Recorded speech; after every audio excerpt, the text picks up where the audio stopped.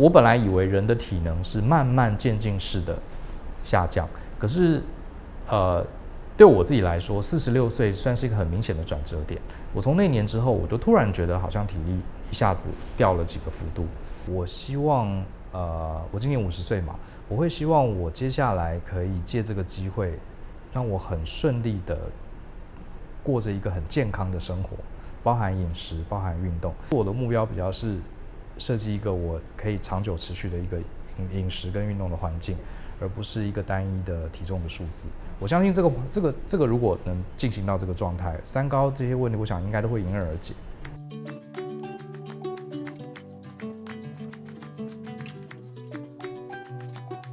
大家好，我是大人学的共同创办人，我叫 Brian。我曾经是个工程师，然后后来成为专案的顾问，一路现在创办了大人学，是一个专门给成人，尤其是上班族的一个教育机构。我们的课程有非常多元化，有职场、人际关系，也有管理，也有个人发展。然后我们还有一个 podcast 叫大人的 Small Talk， 目前400多集，教大家怎么成为一个成熟的大人。我的工作大概简单可以分成2大块，一块是服务企业，就是 To B 的部分。另外一块是 To C， 就是服务我们大人学的社群。在 To B 的部分呢，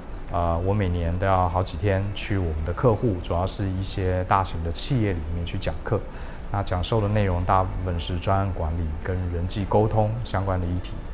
那如果是 To C 的话，就是我们大人学自己每年都会有办很多的课程，这些课程大概1年会有差不多8-9千位同学来参加。那虽然也是上课，可是主题会比较偏软性，除了管理之外，会有更多谈人际关系、谈个人成长、谈职涯规划这些主题。比方说客户的课程，如果是通常是9点半开始比较多，通常我们大概8点半甚至8点就会先去 stand by， 所以早上是很紧凑的，因为有些时候我们还要去中南部上课，那当天要搭高铁，那可能甚至6点钟出门都有可能。通常一整天我们上课的时间是8个小时，包含中间1个小时的休息，等于是我一整天要站在讲台上，连续讲7个小时。然后通常同学是30个到40个同学，你还要带他们做活动，带他们做演练，进行小组讨论，所以这是一个还蛮高强度的活动。然后通常上课上到5点半到6点，然后我跟助教就会把场地恢复原状。我们可能就坐高铁回台北，或者是坐计程车回到家里。那通常这种日子的话，回家大概也不会做什么事情，因为很累。其实很明确的说，应该是46岁那一年。我今年刚满50嘛，因为我从小到大其实从来没有住过院，我到今天都还没有住过院，就是从来没有过什么大的病痛，然后算是一个还蛮健康的，各方面体能都还不错的人。然后以前也喜欢打球，可是46岁那一年。就是整年都在生病。好，虽然也不是什么严重的病，可是就是感冒啦，然后身体不舒服啦，然后就一整年，而且别人感冒这个1个礼拜就好了，我感冒可能要2个礼拜，而且躺在床上都起不来，很严重。然后那一年我刚好又上了很多的课程，所以我就记得46岁那年印象很深刻，就觉得我本来以为人的体能是慢慢渐进式的下降，可是对我自己来说，46岁算是一个很明显的转折点。我从那年之后，我就突然觉得好像体力一下子掉了几个幅度。大概从46岁那年开始，我就突然发现我上课也很容易疲倦。像以前我曾经连续上4天整天的课，都还没有问题。对，可是后来我发现我才上1天课、2天课，哇，我就累得不行了。第2天甚至会爬不起来。大概就是那几年发生的事。所以我就开始比较认真在关注大家所谓的养生，然后那时候也做了体检。以前体检的数字虽然没有很差，可是偶尔有些红字，我也觉得它很正常。可是大概就是那年开始觉得体力很明显下降，然后就很认真在思考这方面的问题。我开始比较认真的注意自己的身体的一些数字嘛，然后肥胖是这个百病之源嘛，所以很多医生也都这样建议我，所以我就先从自己的这个体重还有体脂开始控制。然后我以前觉得要控制这个东西非常简单，因为我从小到大都是瘦瘦的，都没有这个问题。结果等真正自己过了这个中年，我才发现这件事情其实比想象中的困难。因为像坊间大家流行的什么地中海饮食、生酮饮食，还有这个168，其实我全部都试过了，或者是有的是不忌口，可是大量的重训运动，我全部都试过了。然后一开始也都有一些成效，对。可是我发现，第一个它非常考验人的毅力，因为我们这个年纪工作量其实很重，所以你把你的毅力用在你的工作之后，你剩下的毅力要来处理这些饮食跟运动的习惯，就很难维持。比方说像我刚刚讲了，我整天上课上8小时，然后整天是在高强度的工作下，你回到家里，你又要晚上不吃或者是什么，我觉得这个真的很痛苦，整天心情会很差。然后运动也是，有些时候你真的很累，礼拜天你就想睡晚一点，你就会想放弃这次的运动。所以我觉得真正最大的挑战，反而是这个东西它能不能让你融入生活，让你很轻松的持久，而且它还要能应变。你今天突然有一个活动，或是突然间要去出差，这个活动就断掉了，你身边没有健身房，你身边没有地方让你喝那么多蛋白粉，就破功了。它还必须要不容易破功，所以我后来觉得这是原来它难是难在这里。难怪我们这个年纪的人体态好是很少的。像刚刚讲到生酮也是嘛，像我周围真正能执行生酮的很多都是自由业，或是他处在半退休状况，然后财务状况也很好，而且他兴趣也是每天早上起来就备餐，准备自己的食物。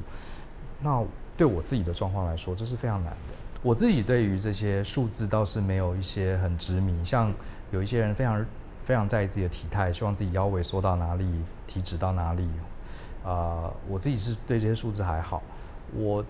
你真的问我的话，我希望我今年50岁嘛，我会希望我接下来可以借这个机会，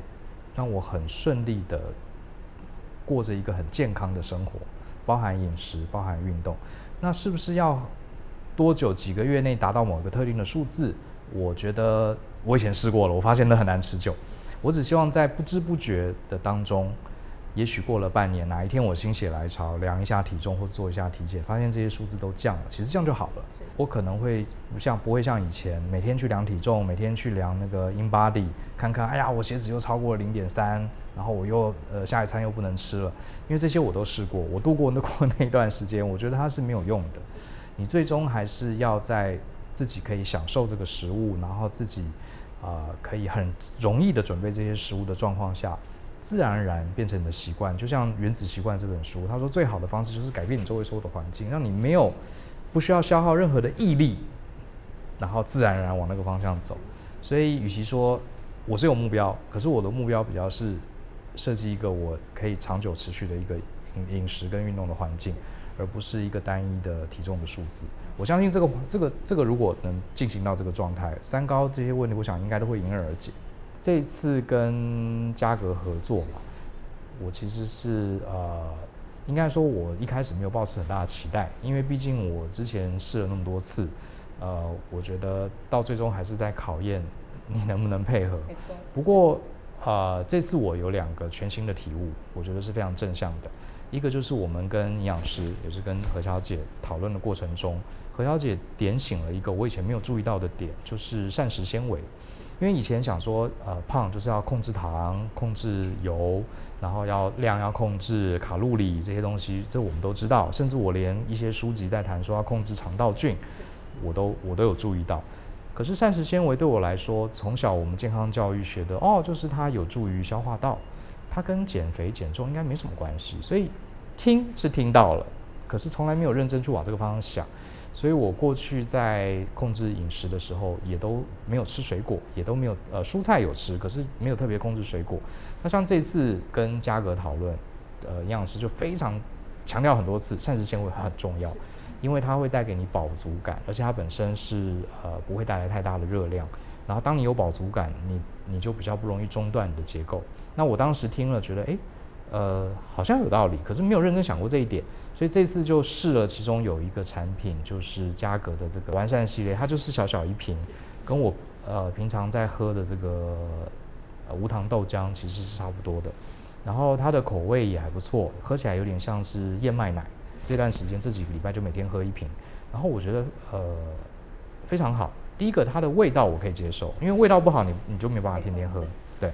然后第二个就是它会有饱足感，而且本来吃早餐的时候你就会配饮料嘛，那现在只是把饮料改成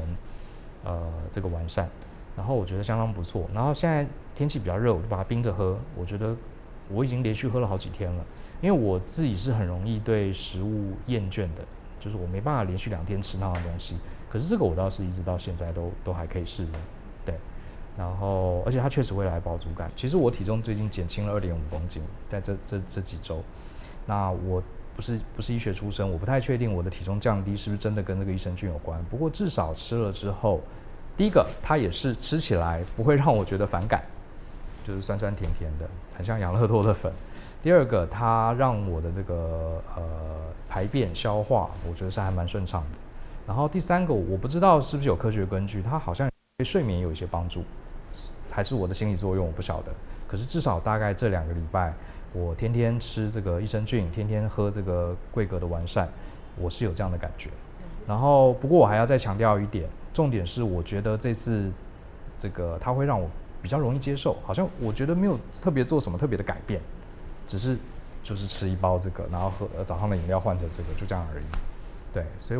我会觉得整个体验是相当不错的。是这边刚才提到的这个心得跟使用的经验哦，就是确实我们在整个减重的时期，或者是在做体重控制的时期，往往都会忽略到这个所谓的膳食纤维。那原因是因为大多我想提到在做减重或是在控制热量的时候，第一个想法应该就是在减少碳水化合物的摄取。可是碳水化合物当中其实有一部分是膳食纤维，所以当我们在做减重的时候，我在一开始先把碳水化合物给戒断掉的时候，往往都会把膳食纤维给戒断。对，那这也就是为什么大多的人在做体重控制的时候，都会有一些饥饿的感觉。膳食纤维这个如此重要，就是我体重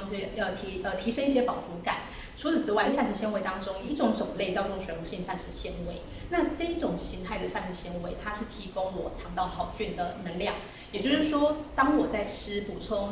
益生菌的时候，如果我没有给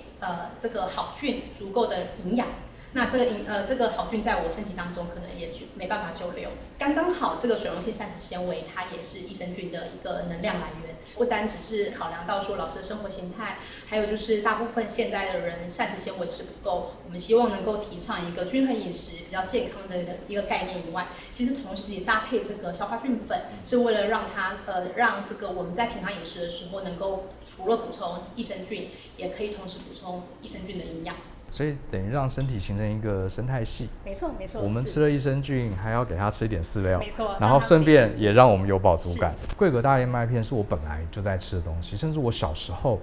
我不晓得大家小时候早餐都吃什么。我爸妈小时候小学的时候，他就会煮麦片粥，就是桂格的。所以这个东西算是我吃的很习惯，只是说以前没有想到它跟膳食纤维有关。那这次就很认真的吃，因为它本来就是我还蛮喜欢的食物。所以搭上这个桂格的这个营养的奶粉，我觉得这个是我还蛮喜欢吃的。就是先不考虑它的功效，而且它也非常有饱足感。有时候喝一杯350cc 里面有麦片的，其实蛮饱的。对，